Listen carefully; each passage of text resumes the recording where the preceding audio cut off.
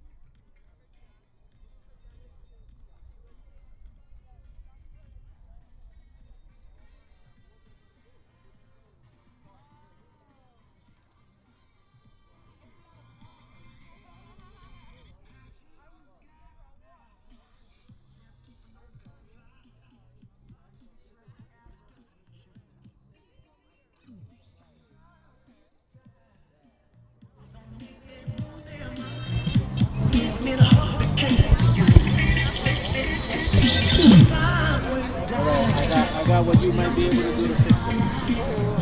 So this one needs to be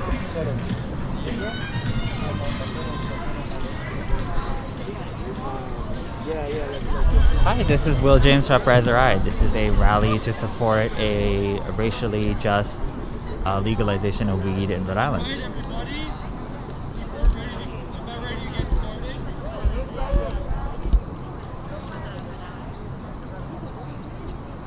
Oh, is that better? Thank you all for taking the time to come celebrate 420 with us.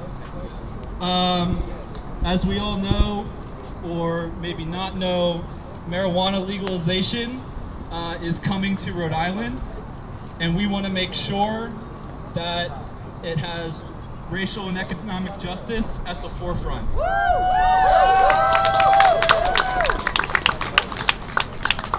We have a great lineup of speakers today, and some performances, some great DJs. Let's give it up for our DJ Vito.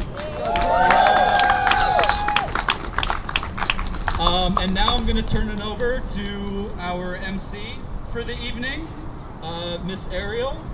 Please, guys, enough. Stop.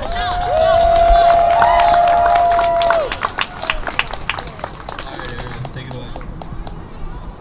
Thanks so much, Tyler. Hello, everyone. Happy 420. All right, we are a small but mighty crew, so I'm going to need everyone to be extremely loud. I'm going to need you to be present. I'm going to need you to be here for all of our amazing speakers, co-sponsors we have here today. So first off, there's some snacks in the back.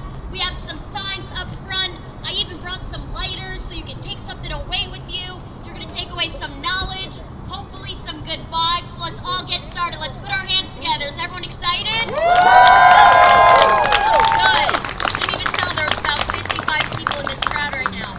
All right, so first off, I want to say a special thank you to our amazing co-sponsors, BLM RI PAC, formerly Incarcerated Union, Marijuana Policy Project, and RI Afrosocialists, Socialists of Color. So please plug into these amazing groups who are all working together to bring marijuana justice to Rhode Island. So first off, we're going to be very blunt about it, pun intended. Legalization is coming to Rhode Island, and we are here today because we believe without a doubt that racial and economic justice must come along with it. This is a very real reality that while the attitude about legalization, even the conversation has progressed, it continues to leave communities of color and working class peoples behind, and some behind bars. We can't talk about weed legalization if we don't mention policing, police violence, and mass incarceration. That's why we're all here today. And that is the foundation and fire behind our demands. We are demanding automatic expungement of marijuana-related criminal records,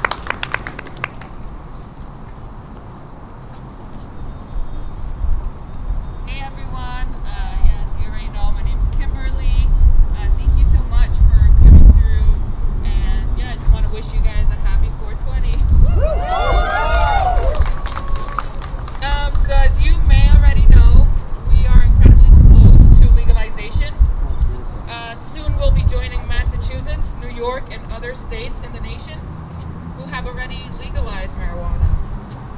And we should welcome that news with great excitement.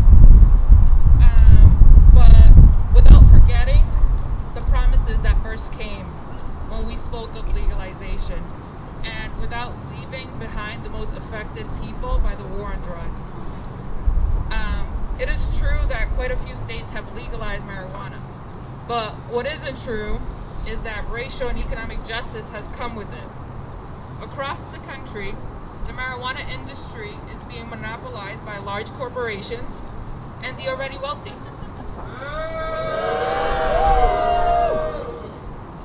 So people who've never sat a day in jail, who've never been profiled, are the first ones lining up to get the bag. So we have the chance now to make sure that that doesn't happen in this state. We can demand better, and when we organize, we can win a better world.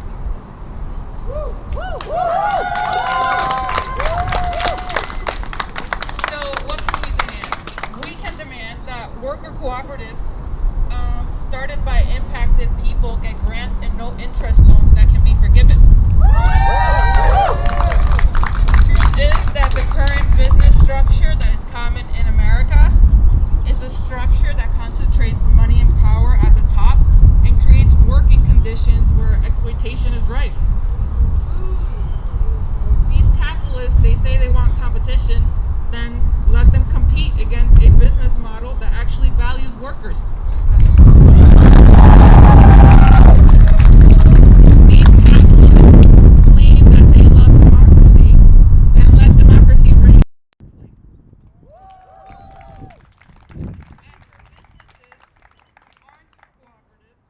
Let there be a labor peace agreement that guarantees the right to organize and the right to a union. Unions are the greatest weapon we've ever known. The access of the wealthy. And second, we have to expunge these records. We have to automatically expunge these records. There is no need for bureaucracy that keeps people from accessing help, resources, and benefits, especially if we can wipe out these records with the touch of a button. Too many black and brown people have had all sorts of opportunities yanked from them due to marijuana-related records. Let's be clear, marijuana should have never been illegal. So the fact that these folks have a record is the fault of the state. The least the state can do is break down the barriers that they've created. And so I just want to keep it short and sweet. The last thing I will say is there's an array of horrendous stuff in both of the bills, the Senate bill and the governor bill. And so we need to make sure that people's rights are protected. You should be able to smoke outside without a criminal penalty. Something which wouldn't be possible under the governor's bill right now. And you shouldn't have to be wealthy enough to own a home to be able to smoke legally. These types of restrictions, if you can call them that, they have no place in a just society because they're only there to set up alternative rules according to your bank accounts. It is immoral that the people who the state has stepped on the most are the same people they're attempting to block from enjoying legalized marijuana and the profits of the industry. That's why it's so important that we're all here today. We're applying pressure to the system and letting politicians behind us know exactly what we are advocating for. That we are watching them, but most importantly, that we're having important conversations with one another about what legalizing marijuana actually looks like in a just and fair way.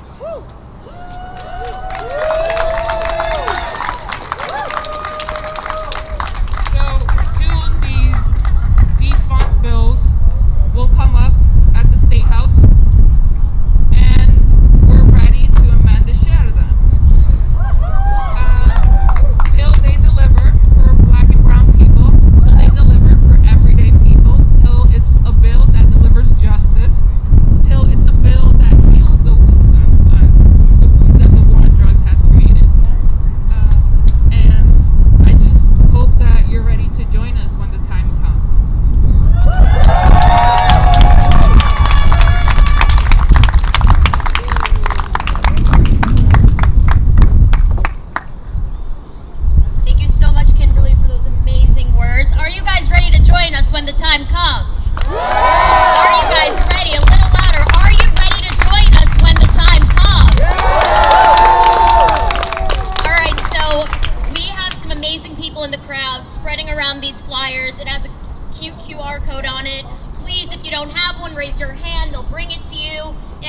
call to action on it, and it's very easy, so please, if you don't have one, raise your hand and we'll get you one in your hand right now.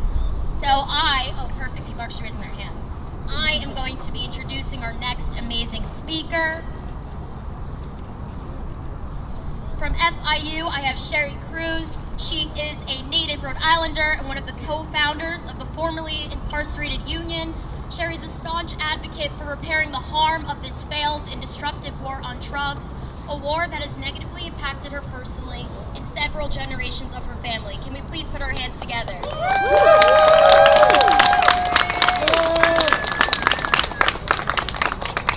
It's time to end the perpetual punishment and continue criminalization of marijuana in our state.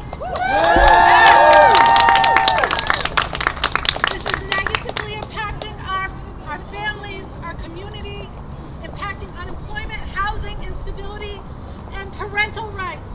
This is impacting issues around trauma, when people are policed, when people are incarcerated and locked out of opportunities and necessities needed to live. It affects all of us, and we must stand together. And let's talk about who is being policed. We know who. We know, based on data, that the criminalization of marijuana is a tool that has been used and used widely over the past 2 decades to disproportionately impact certain populations, particularly Black and brown and poor communities here in Rhode Island. Yeah, that's right. The data has always been clear that Black and brown residents are overwhelmingly disproportionately policed, arrested, and incarcerated for possession. For example, after decrim in 2012, places like Bristol, a Black resident is 16 times more likely to be policed and arrested for possession, yet only make up about 700 of over 450,000 of the population in Bristol. Let's think about that. Half of 715 Black residents in Bristol are arrested for possession, and this is after decrim of marijuana, and only 23 white residents arrested of over 450,000. That's the equivalent of finding a needle in a haystack. We do not need glasses nor magnifying glass to see what this is. And let's not just pick Bristol. Washington County is 9 times higher, and on across the state. There's no place in Rhode Island where Black residents are not being racially profiled and targeted, even right here in Providence. When police departments intentionally racially profile and target people of color, these are the data results you get.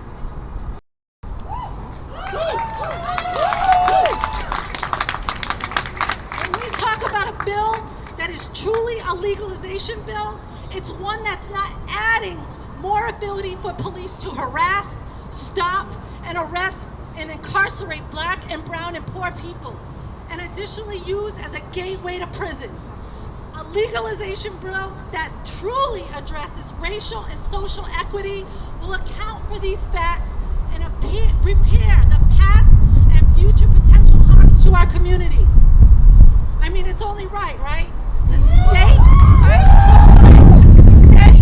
proposing to legalize and provide licenses that would allow a select few that intentionally do not include those but to allow a select few to sell and distribute literally thousands of pounds of marijuana, yet continue to criminalize the possession of 2 or more ounces for our community. This is blatant structural racism. How? Because the data has always been clear. Again, overwhelmingly Black and brown people are disproportionately policed, arrested, and incarcerated for possession of similar proposed amounts, and it'll only get worse. New Jersey is a perfect example of a place that seriously looked into the unintentional negative impacts to communities of color based on smaller amounts still criminalized. And as a result, they advocated for over a pound to still be legalized to address these issues. Now, fought to the T and got 6,000, but again, we can't stop there. We have to keep fighting to make sure it's all legalized, especially when a few wealthy white residents of Rhode Island are actually going to profit off of this.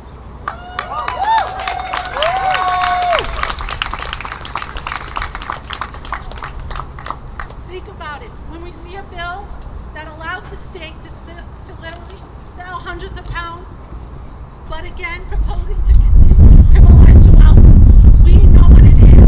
We will continue to let them know it's unacceptable.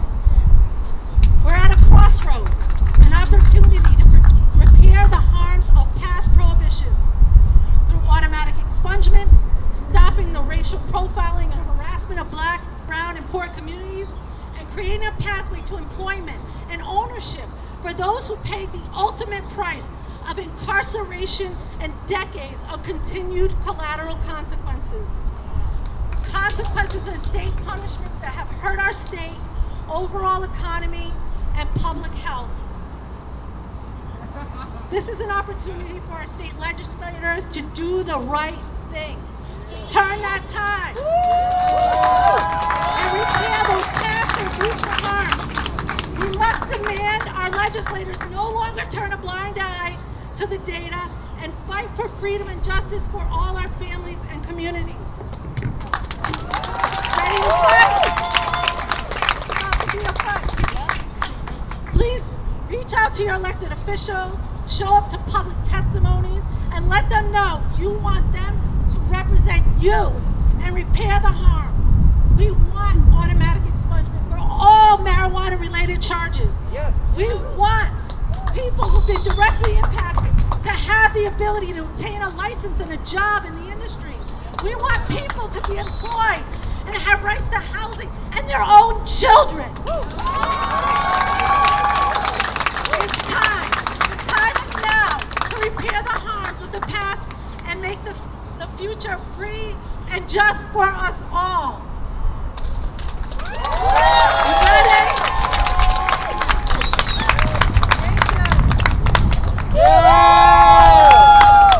Thank you, Sherry. My name's Dan. I'm taking over for Ariel for a minute. She has a bum leg and needs to sit down. She's recovering though. She's on the mend. Does everyone have one of these flyers that we've been passing out? There's a reason I'm asking. You'll notice that there's a QR code on the bottom right. And what a QR code is, for those who don't know, your smartphone, you point your camera at it, and I'd like everyone to take a moment to do that now. That'll take you to a website to write a letter to your legislator. And what we're asking our legislators to do, and the governor, Governor Dan McKee, is to ensure that Rhode Island's cannabis legalization law respects racial and economic justice, which the current proposals do not yet do. In particular, again, we are asking for a few critical things. One, we want working class people, people of color, people harmed by the drug war to get a piece of this industry, which has not happened in other states. A small number of big weed corporations have monopolized the market everywhere it's been legalized. That's not acceptable for that to happen in Rhode Island. And so one of the things we're proposing is that 50% of the licenses be set aside for so-called equity licenses. And what we're also asking for is something that no other state has done, which is that ask that half of those licenses, half of those equity licenses, be reserved for worker-owned cannabis cooperatives. We want Rhode Island to be the first state in the country guaranteeing a portion of the market for worker-owned cannabis cooperatives. We want criminal records to be automatically expunged. All marijuana-related offenses wiped from people's criminal records. There's no reason those should be on people's criminal records once cannabis is legal and other people are profiting from it. People who sold it or used it when it was illegal should not continue to suffer for that. And we're asking for civil rights protections for marijuana users and also union rights for all cannabis industry workers in the state. So I'd like everyone to use that QR code to open up the letter. There's some suggested language in there, but you can use that if you'd like, but it's even better if you write your own. Even just a paragraph is fine. If you have your own experiences in the drug war, if you are a person who'd like to start a cannabis cooperative, a worker-owned cannabis cooperative in Rhode Island, make it personal. So please, we're going to remind you a few times throughout this event to scan the QR code and write that letter. I know it can feel like stupid and futile to write letters to politicians, but this isn't like calling up Joe Biden in Washington and being like, I'd like to speak to the president. We live in a very tiny state, and your legislators actually notice when you write to them, believe it or not. So it actually really matters. So please make the time to do this.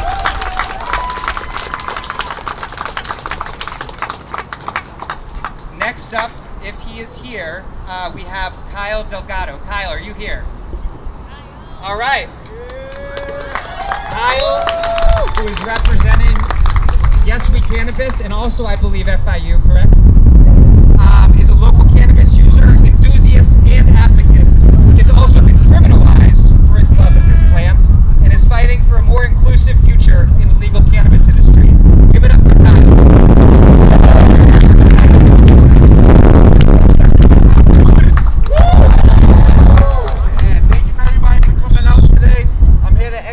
Sentiments that the last speakers have said. I'm not here with statistics, I'm not here with numbers, I'm here with common sense and real life experience.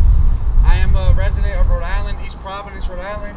And if any of you are familiar with Rhode Island, you don't want to get caught driving dirty in East Providence at all. It's a rough place and a lot of over-policing, and especially for the younger kids in the community. When I was young, I've experienced criminalization for cannabis. At 15 years old, got caught with a couple of grams, was treated like I was a big-time drug dealer, had cops trying to interrogate me, had cops trying to have me flip on people and snitch and all that type of stuff. You know, just as a young person, that's really traumatic. You know, a person of color. I'm 15 years old, my face down in the street, being arrested, put in handcuffs in front of all my friends. I've seen people's lives be ruined from having just a joint, a clip in their car when they're driving, small amounts of weed. Whole people's lives ruined for this stuff, and it makes me sick now that nowadays we have this legal industry and we want to have millions of dollars being thrown around, big, large-scale grow operations, big companies, all this good funding, and we're not going back and repairing the harm that was done all these years and all these generations before this.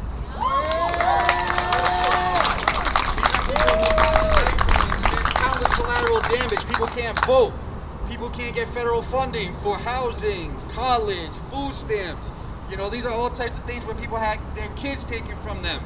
These are all types of collateral damages that have ruined people's lives over a plant that we all know is just a harmless plant that helps people medicinally, socially, mentally, all the above. This is just a regular plant. This is not a drug. This is not anything to be criminalized. But we've had people's lives who have been ruined over this. And I say now is enough. That was enough, and now that we're on the footsteps of legalization, we need to look at this with common sense. We need to look at this with a real empathetic view. We have to go back and fix the harm that was made. We have to go back and have auto expungement. We have to go back and have social equity where people who are black, brown, and people of color, indigenous people who are criminalized from the criminalization of the plant, we need to have them have an opportunity to get into the industry if they choose, if they want to go have a business, if they want to set up some type of co-op or some type of organization. We need to be assisting these people because we are the people who have made this industry when it wasn't legal, when they was taking all the chances, taking all the time and all the criminalization for it. These are the people who put their lives on the line to create an industry and a lifestyle that was the precursor to where we are now with legalization. We need to be able to give these people a chance to prosper and be prosperous and reinvest back into the communities that were disproportionately harmed by the over-policing of the cannabis plant. This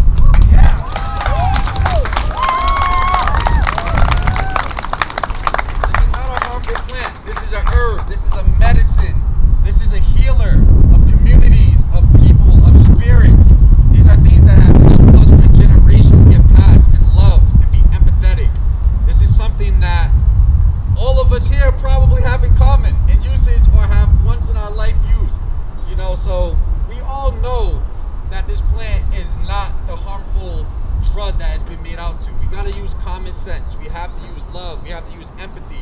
There are people of all colors, backgrounds, nationalities, everything here. We can all recognize what we have in common. None of us here are criminals. None of us here are bad people. None of us here are, murderers, any of that effect. We are here because we love and we appreciate what this plant does for ourselves and our community. We want justice. Right? We want justice? We want equity. We want expungement. We want this to be an equal playing field for all people who are involved. We want everyone to have a chance not only to enjoy it recreationally, medicinally, or in a business sense. We want everyone to just have an equal chance. We want to stop the criminalization of cannabis and the disproportionate impact that it has had on the communities that we love. So if everybody here, we got to stick together. We have to keep this going, keep the momentum going, stay in the face of your representatives, stay in the face of your local organizations, get involved. The Formerly Incarcerated Union is an awesome organization. We have the Marijuana Policy Project, who was also here, the ACLU. Whatever organization you decide to get involved with, or even if you start your own, whatever you want to do, make sure you stay engaged, stay involved, and keep your foot on their necks, because we are going to get there. Trust me. And so thank you for everybody who came out today. I love you all. Happy 420. All right, we're going to hear a little music for a few minutes, and while we're listening to music, I want you to write your legislators on your phone. If you have any questions about how to do that, a few of us will be standing over there and can help explain it to you. If you've never used a QR code before, don't be afraid, just come by. And if you need any suggestions on what to write, but there's some sample language there, but please, just a paragraph. And if we could send those today, that'll make a big impact. Thanks everybody very much. And we're gonna be back with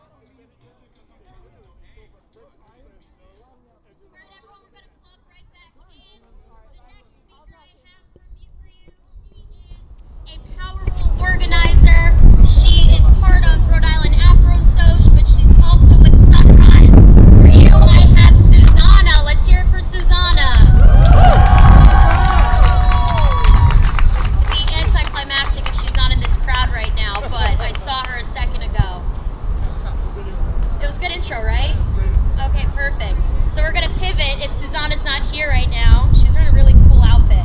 So we're gonna go actually to one of my favorite organizers. He is an educator. You can see him fighting every fight. He's always in the crowd, and he has probably one of the biggest hearts I've ever known. Let's give it up for Enrique.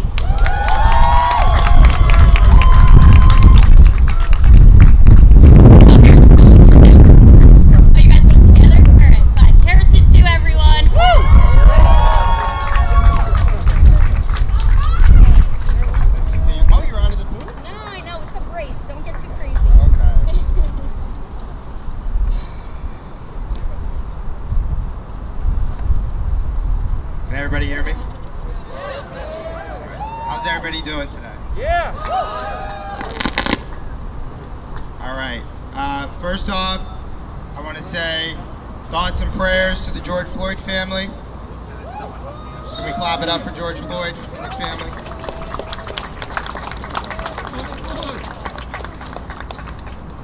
That is not acceptable. Absolutely. You know, today is the best possible outcome that the American justice system could have provided, right? But it's important to realize, it's important to note that the American justice system has not and will continue to not be for Black and brown communities. Yep. So what justice looks like is George Floyd being alive.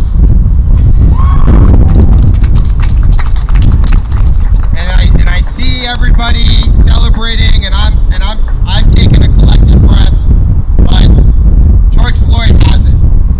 And it's important to know that Derek Chauvin, that coward, he's going to be able to go back to his cell. He's going to be able to see his family and friends, and George Floyd's not. And so we must think about a different way in which true justice happens. And how do people achieve justice in a capitalistic, oppressive system? Well, we must overthrow that system that has shown us time in and time again that what justice is cannot be achieved in this system.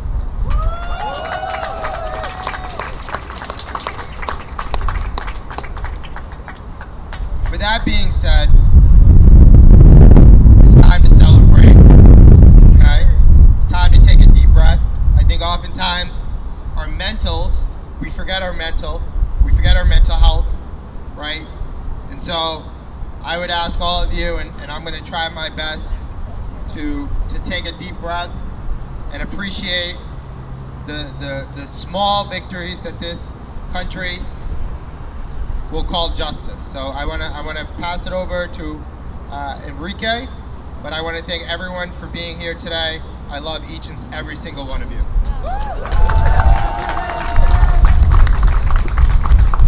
Hello everyone, my name is Enrique Sanchez.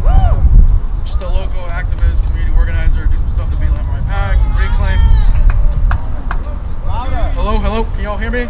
Can y'all hear me now? Yeah! All right, great. Can we give a shout out, round of applause to Reclaim RI for organizing this amazing event? It's not too often that organizations like Reclaim can put up, great events with great policy initiatives and set up amazing attendance crowds, and big shout out to Reclaim for doing this event. Yeah, like Harrison was saying, we're here, celebrating 420. We're celebrating the trial of George Floyd. Fortunately, Derek Chauvin will spend the rest of his days behind bars for the rest of his life. But I want to talk. He's not gonna make it out of prison, by the way. That man is not gonna make it in prison. Yeah, so I want to touch bases with everyone here. Why legalization of cannabis is very important. Honestly, I'm tired of seeing people in Mexico, people in Colombia, people in the Dominican Republic, people across the world, be killed, their bodies chopped off, people's bodies burned alive, because the war on drugs, it doesn't just take place here in the US, it takes place across the globe. and black and brown people suffer across the world. I'm tired of seeing black and brown youth in Chicago, in LA, in Atlanta, and even here in Providence suffer those consequences of the war on drugs, because people in that building, who are mostly established politicians who don't know what it is to be living in the hood or living in the ghetto, don't have to see those things every day. They don't know what it means to be black and brown and poor and working class. The legalization of marijuana is a stepping stone from the international level to the national level to the local level. We need to do our part here by legalizing marijuana so we can set that example for the country and for the rest of the world. So again, this is why I want to thank organizations like Reclaim and other orgs that, you know, co-sponsored for putting this event up, because that's it. Like, we're 2021. Everyone smokes weed. I don't smoke weed that much, but you know, it's a norm now. We have to make it a norm. So again, thank you again for Reclaim, and thank you everyone. Cedric's gonna say a few words too. Hello everybody, how's everybody doing today? Thank you for coming out. And yes, I'm really tired of my people. They start young too. The police start young. They smell weed, call people over, what you got in your car. You know, it starts like that. You know, 10 on your car. You know how it is out here. We feel as though it should be not just decriminalized, but not even a crime anymore. Everybody smokes. Nobody's killing people. The most you're gonna do when you smoke weed is do what? All right then. So you know how I feel, and I really appreciate everybody coming out here. Thank you, Reclaim, for this, because this is what we need. If nobody's gonna speak for us, they'll never hear our voice, and I really appreciate you guys for that. And I thank you all for coming out here, because this is what we need. Thank you so much. Thank you, Reclaim. Thank you, Ariel. Thank you all so much. That was really good. Woo! Let's give it up for them. Woo! And that was a plug, because we do have snacks in the back. The worst thing that can happen is you'll get a bad case of munchies.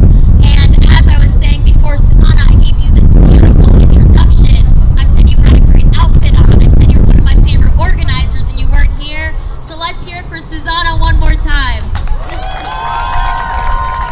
Thank you so much, Ariel, and I'm so sorry.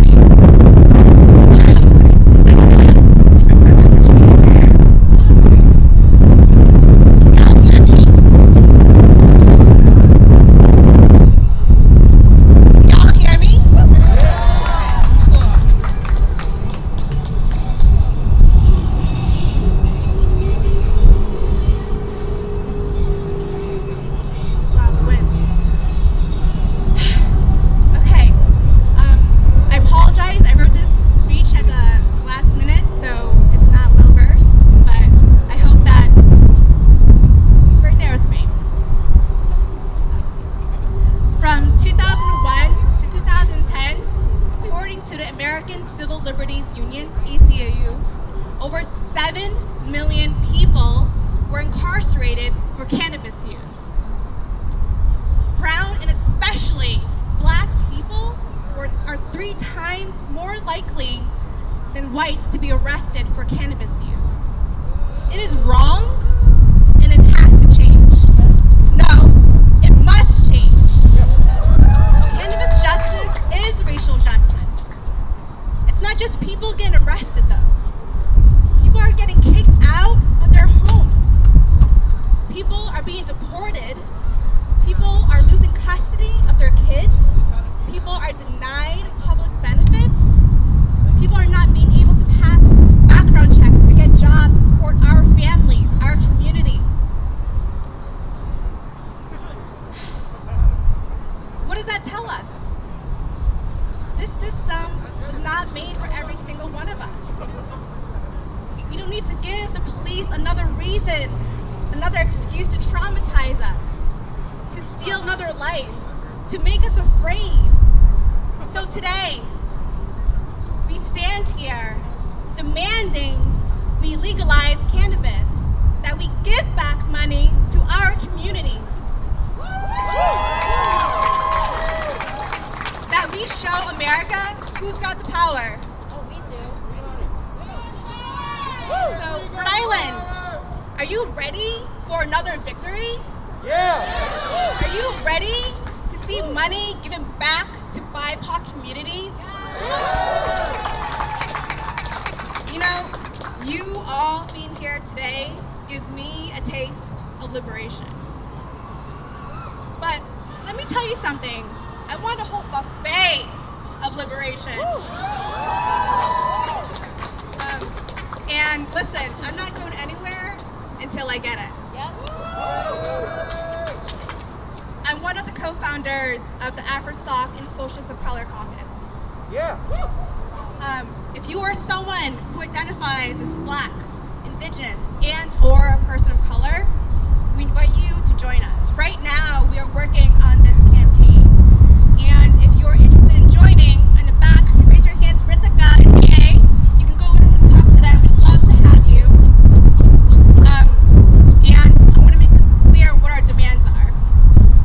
We are pushing for cannabis cooperatives so that working class and BIPOC communities can benefit from the legal market, not just a 1%. Another demand, automatic expungement of marijuana-related criminal records. And organizing unions. We need to stay together, we need to organize together, and continue to show up because we can't do this without you. Clearly, the American government has shown us that if the people don't push for it, they don't give a shit. And that's not right. So, reminds me, whose streets? Our streets. Whose streets? Our streets. Whose streets? Our streets. Whose community? Our community. Whose community? Our community.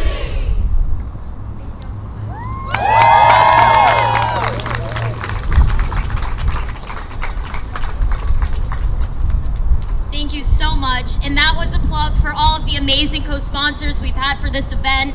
If you've seen one of these speakers and you want to thank them for their story, do not be afraid to go up to them, ask them how you can be plugged in. We have so many tables around, you can put your name down.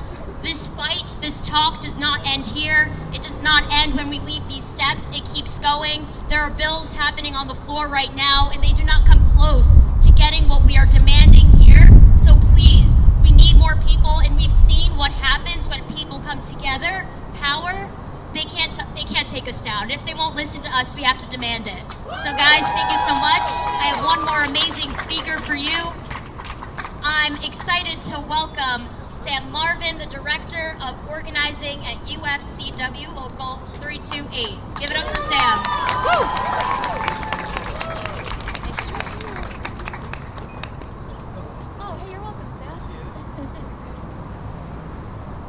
Good evening, brothers and sisters. My name is Sam Marvin. I'm the Director of Organizing here at UFCW Local 328. Yeah! We are here tonight to send a message to you all that we stand in solidarity with you in the demand that with the expansion of legalized cannabis must come racial justice, social justice, economic justice, and worker justice. Okay, all right, so at UFCW union halls across the country, we've been proud to actually host clinics in our union halls to expunge records for cannabis offenses. At UFCW, we're proud to be the largest representative of cannabis workers across the country, where we represent tens and thousands of workers in the industry. And this is an industry that is booming, and we need to make sure that workers can share in the profits that they are helping create. Recently, we're very proud to have partnered with the Green League workers in Portsmouth, and they went through an ordeal. They went through mandated anti-union busting meetings with their employer, where the company had hired out-of-state anti-union consultants, but those workers stuck together and they prevailed. And they voted recently in their union election, and they voted 21-1. And so we're going to be going to bargaining soon with those workers. But it shouldn't be that difficult for workers. They should be able to freely organize in this country, freely organize at their company without being put into mandated meetings, without the fear of retaliation or intimidation. And so that's why we're big supporters of making sure that there's labor peace agreement in legislation in Rhode Island to make sure that workers are free to choose to join a union without intimidation or fear.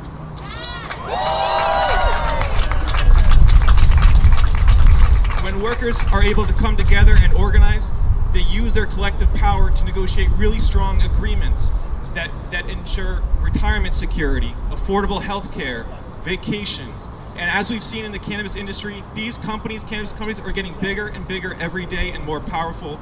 And so we need to make sure that these are good jobs in our communities and for our workers. And I want to thank again Reclaim Rhode Island for putting this event together. They've been a tremendous partner, and we look forward to seeing you all again very soon. And we appreciate you being here tonight.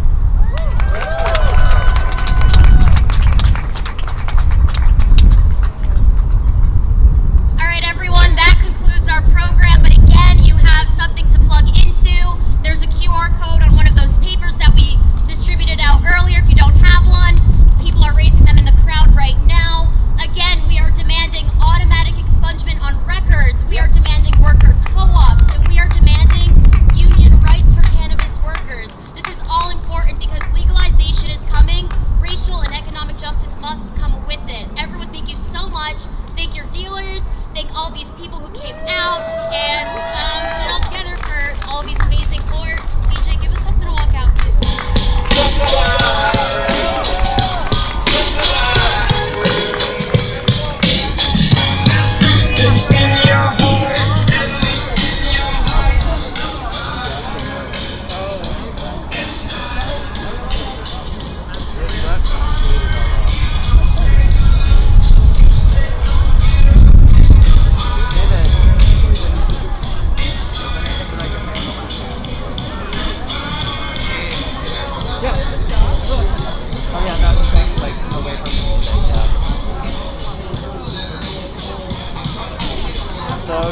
Anything you have to say about the political law bringing violence? So, even after today, it's become abundantly clear to the entire state of Rhode Island, to all of our communities, that passing and legalizing cannabis is not very complicated. You have to simply expunge records, ensure that anyone with a conviction related to cannabis is allowed to be released from prison, and at the same time not have their records impacted in a way that's going to affect their employment status and or housing opportunities. At the same time, we also need to allow for worker cooperatives to be able to exist within the cannabis industry, which no state up until this point when it comes to legalization has been able to do. And that's a lesson that we can learn from those mistakes. Alongside that, ensuring that every worker within the cannabis industry has the opportunity and has the right to organize despite any anti-union efforts being posed by the cannabis industry and the high level of executives.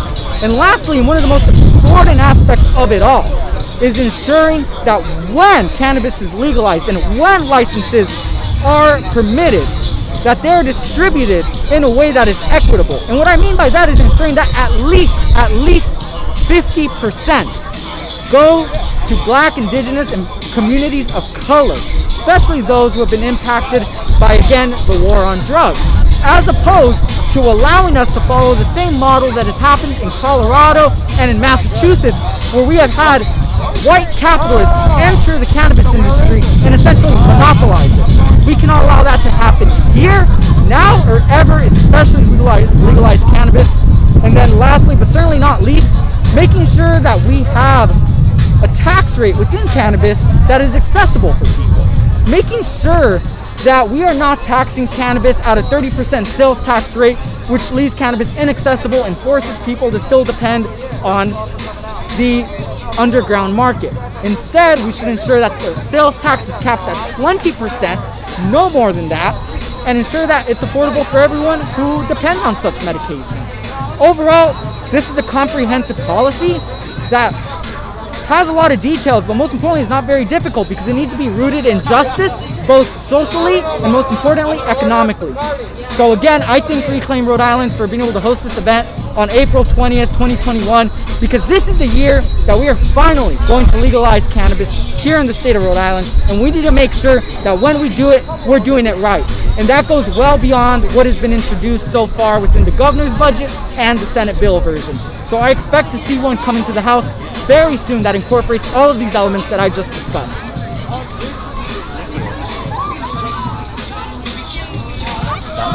Representative David Morales.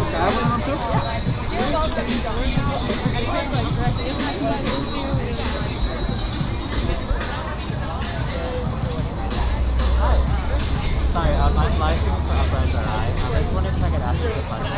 Where? You got my suit? You got a dope shirt on.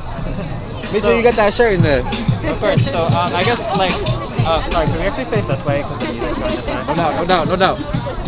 So, like, you mentioned that you are part of the cannabis community. Do you think that there's, like, a survey question, how many people do you think know that marijuana is, like, about to be legalized in Rhode Island?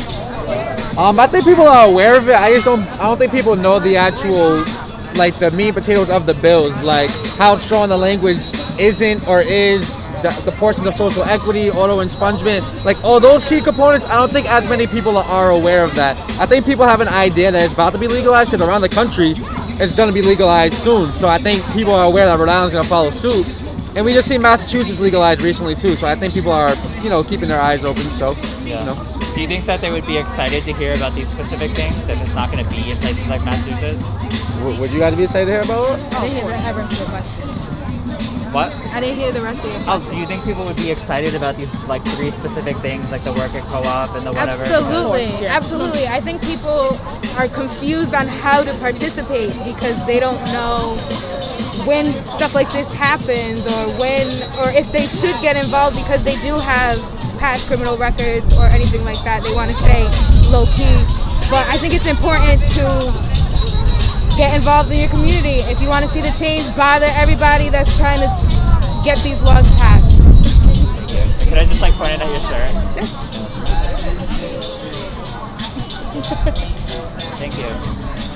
Thank you.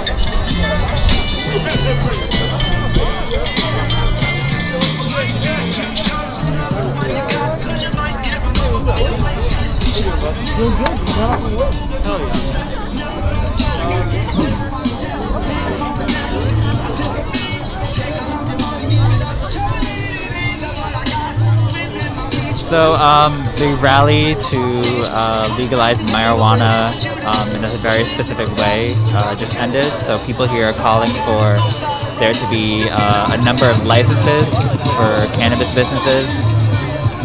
A number of the licenses that they create, that the government creates, be set aside for people of color and also worker-owned cooperatives.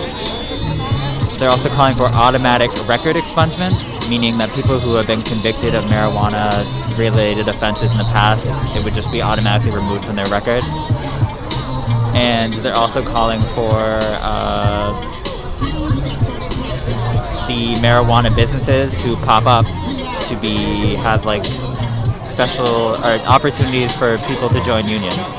So essentially promoting union membership at the new marijuana businesses. So this was organized by Reclaim RI, as well as the formerly Incarcerated Union, and a large number of other organizations. People here ask you to join them so that you can advocate for those specific issues.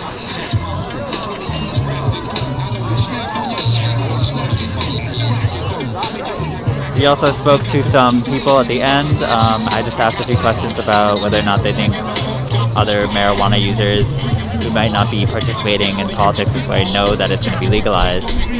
Someone did say, I think most people know that it's going to be legalized in Rhode Island, but that people don't know the specific details, like what people are advocating for here. So that just might be an indication of the kind of work that people need to do to kind of spread the message.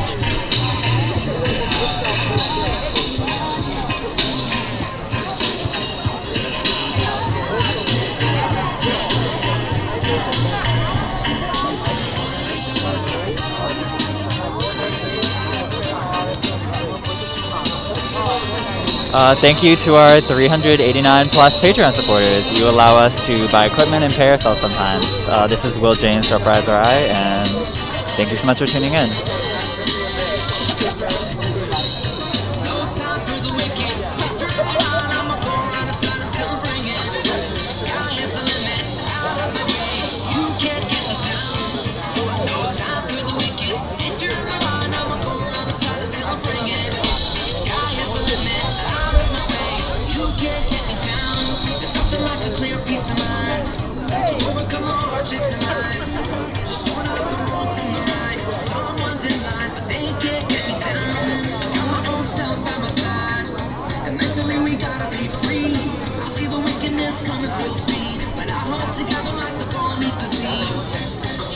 something I'm nothing. You try to hold me back and that's